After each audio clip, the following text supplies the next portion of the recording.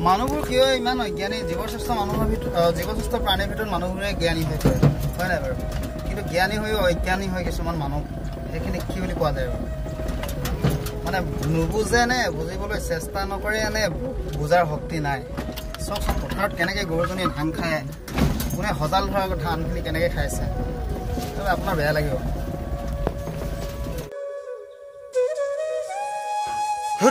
ঘূৰি ঘূৰি ঘূৰ ঘূৰিছ ঘূৰ ঘূৰি ঘূৰ ঘূৰ ঘূৰিছ ঘূৰ ঘূৰ ঘূৰ লদি নামিলে কামেই নহয় ঘূৰ ঘূৰ ঘূৰ ঘূৰ ঘূৰ ঘূৰ